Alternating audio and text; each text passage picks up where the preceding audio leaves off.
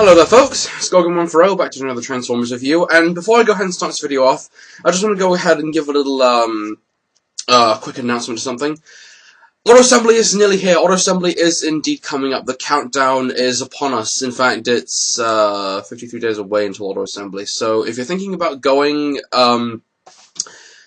or this is your first time going, I would highly recommend that you click the link below to the Auto Assembly homepage and book your tickets, because they're going quite quick. I've already booked. If anyone's going to Auto Assembly, I'll see you there, but this is one event in Transformers that you don't want to miss, and plus it's a big social event, so if you're into anything of a social event, I would highly recommend that you go. It's going to be a lot of fun. So yes, Auto Assembly, go and book your tickets. If you haven't already booked now, go, because they're going quite quickly. But yes, onto the Transformers review. Yes, today we're going to be taking a look at a character that is, a Beast Wars character, of course. This is a character that in some way has something to do with Auto Assembly in some weird way, in a way that I've been involved in. You'll know what I'm talking about, but anyway. We're looking at a character that, of course, is quite popular, but is known for, I wouldn't say dying, but is known for getting blown up in every episode that he's been in, but he remains a popular character to this day. Today we're going to be taking a look at Beast Wars Waspinator. This is a toy of a character that is, I guess you can say, not aged well with the times. And this is a toy that I think could have been better for all it's worth, but you know, since this is from 1996, I think it's what it is. It's a turning point for Transformers in a lot of ways. So yes, Beast Wars Waspinator. We'll get onto the toy in a little bit. But first, since this is a Beast Wars character, we're going to talk a little bit about the character. So I'll draw your attention to Ye Old Guidebookie again. I always keep referring to it as the guidebook, seeing as I don't have anything to really reference to any of the characters from Beast Wars, or any other character from any of the series. This is my best to do. So, we turn to page 87, where you will see, hang on, let me just, okay, where you will see at the top Beast Wars Waspinator in both modes and his bio right there. And his bio pretty much says, it's not that Waspinator lacks fighting skills or firepower. His wing missiles and cyber sting are more than a match for any maximal weapons. But he has a habit of being in the wrong place at the wrong time, usually in the line of fire, and he tends to get bits blown off him. His fellow Predacons do tend to push him to be the forefront of any offensive. It always ends badly for poor old Waspinator. But there's a little bit more than that, I think. Waspinator, for all that the character has done, is known for being the equivalent of a punching bag. In every episode that he's been in, he's a character that has been known to get blown up, shot, dismembered, disemboweled. I don't want to say disemboweled because it's a bit gruesome, but shot, stepped on, squashed, just shredded.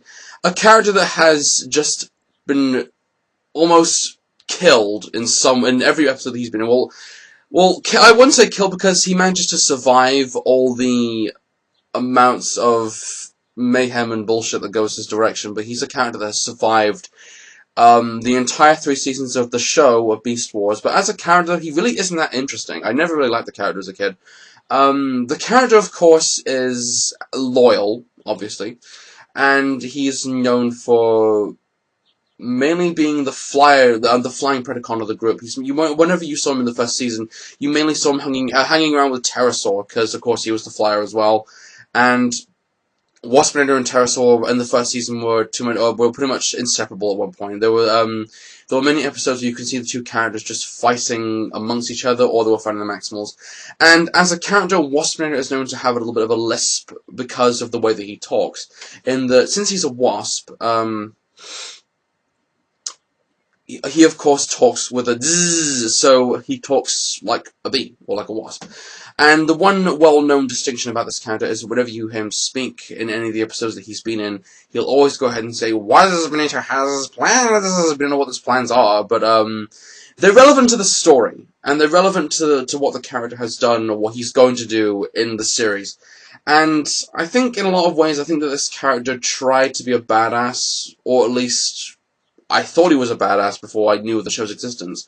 But there's nothing that I can really say about this character that really makes him that interesting, except that he has his moments that make this character stand out. And I think that actually means a lot. In that, the first season of Beast Wars, you actually see him, like I said before, hanging around the Pterosaur, and mainly just acting as the flying Predacon. In the first episode, you actually see him fighting Cheetor at one point, and then in the second episode, you see Pterosaur and Waspinator and Pterosaur fighting the Maximals in a cliffside.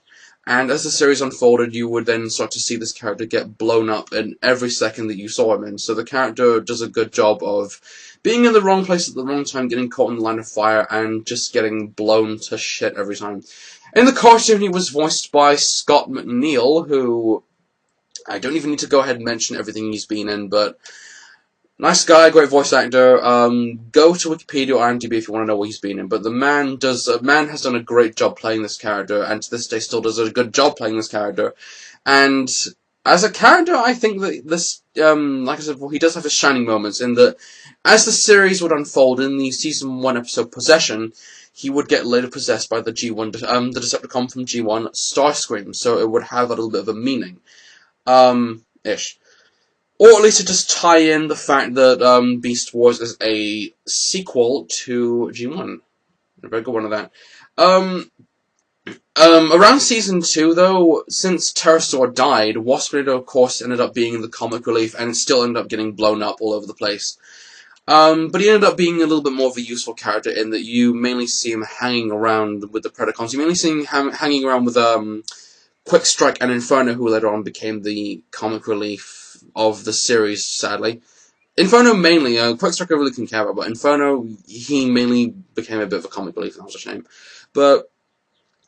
And it wasn't until the 3rd season, when you actually, around the end of the 3rd season, where Quick Strike and Inferno are planning on invading a cave people settlement, and of course Waspinator pretty much says, "I've had enough." So with that final act, he then gets blown up by Quick Strike and Inferno, and he then gets beaten by Una, the little cave girl who hangs around with Cheetor in the 3rd episode, in one of the episodes of season 3. And then at the end of Nemesis Part 2, you actually see this character become the leader of the proto-humans for a brief period of time until Beast Machines. But Beast Machines is a different series that I won't get onto in this review, because I just want to talk mainly just about Waspinator. I'm not going to talk about Thrust or anything. Well, I just spoiled it for a lot of you, but there you go.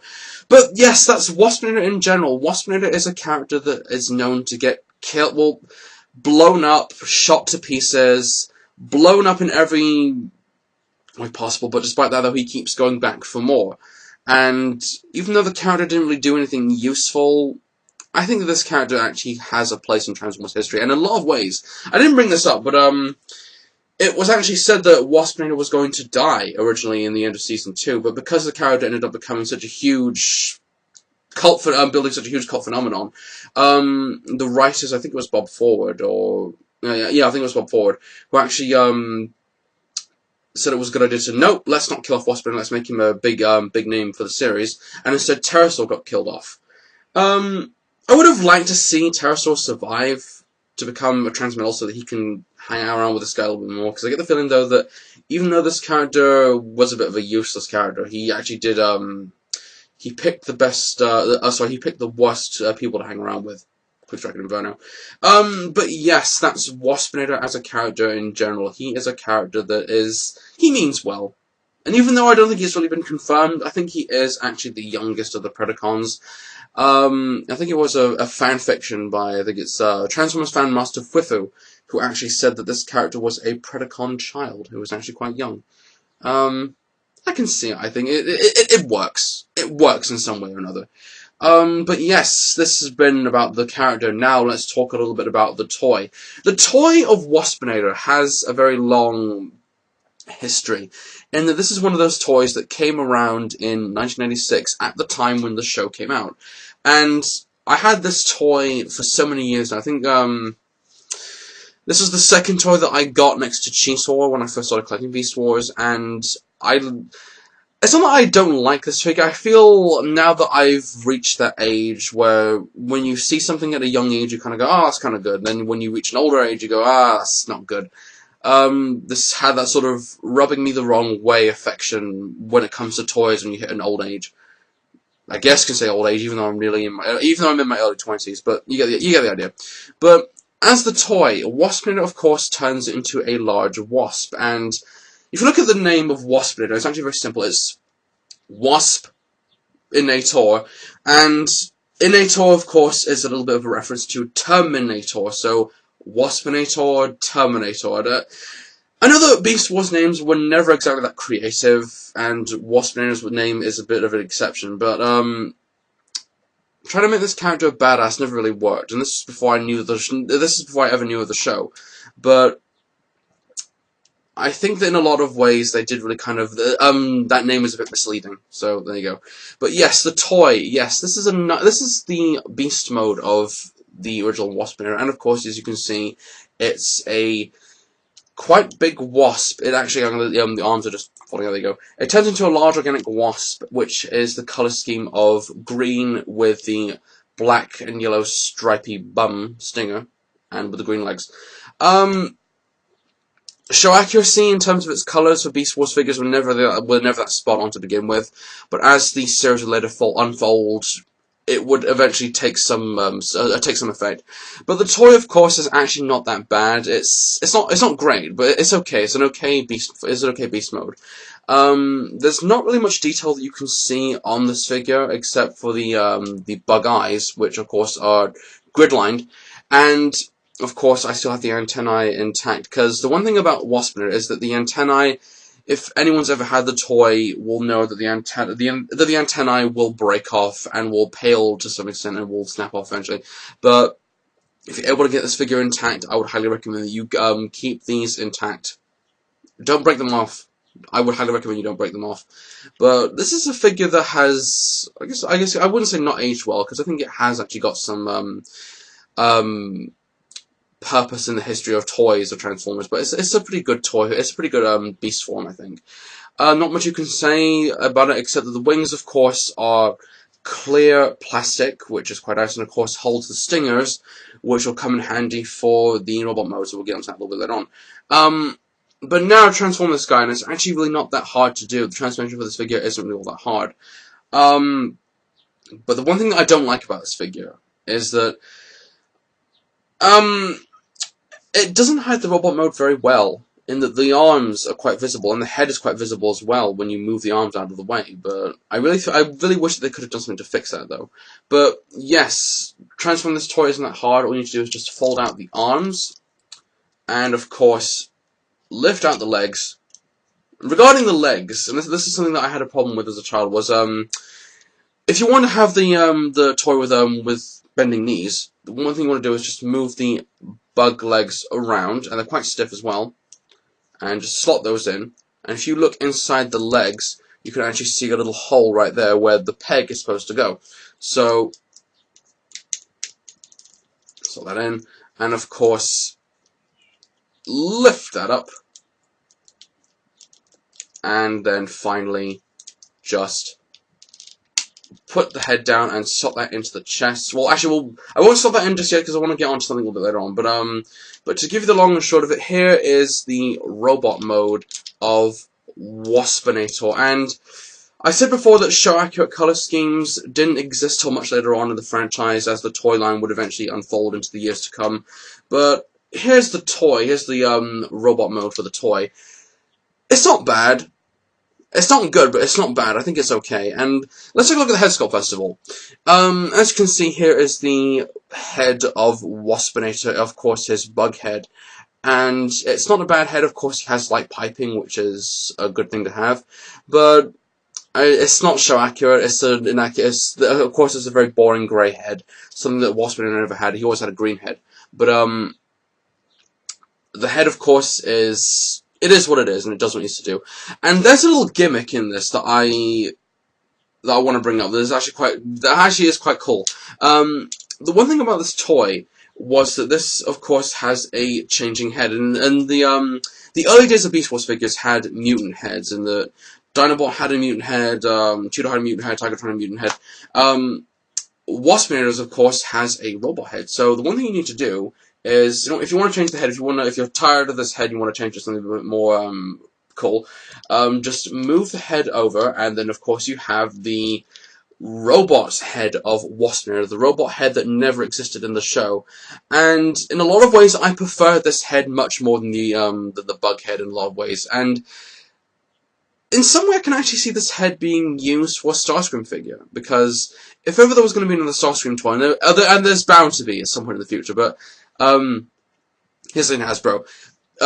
Next time you're making another Starscream figure, use this head, just chop it up a little bit and then use this head. And in a lot of ways, I can see this head being used for Starscream, in that, the resemblance for this head is somewhat vague, because they both don't look alike, and this is the only Starscream figure I've got in comparison to just show you, but you get the idea.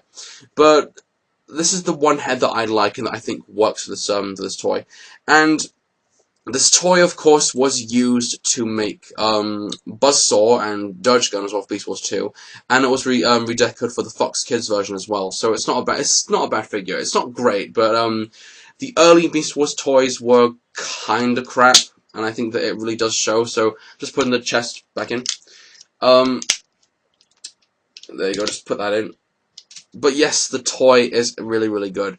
Now onto the weapons to finish this off. The Stinger, of course, which is found in the back. You can just pull that out. Here, of course, let's just put the figure down. Here, of course, is the Stinger, Waspinator's trusty hand weapon to use in various circumstances. It's not a bad little gun. And, of course, in the wings, if you can see clearly enough... Oh, the wing just popped out. There you go. That's the problem with these wings, they all fall out. But they always fall out. But yes, in the wings you can actually see the stingers hidden inside the wings. So that's a really good way of hiding the missiles so they don't get lost. But take one of the missiles out, and of course you can actually have this missile inside the gun, which... Oh, there you go. And if you look carefully, there's the button right there to activate it. So, oh, there you go. Hang on. I always get the missiles mixed up. I don't know why. There we go. So, press the button and fire-ish. But, oh, there goes one of the stingers. But, of course, you have another one. So, just in case. And the thing is, though, is that these are quite fragile, so if you have this figure intact, be really careful with the missiles. They are quite fragile. But let's finish this off by having this guy in a presentable pose to make this guy a little bit more convincing. So, anyway, what else can I say about this figure? It's not bad. It's not a bad-looking figure. I think that for the early days of Beast Wars, it was a long way to go before they can ever come up with something that was quite passable in terms of show accuracy and in terms of color scheme and whatnot. But I think this figure actually it's okay. It's an okay looking figure.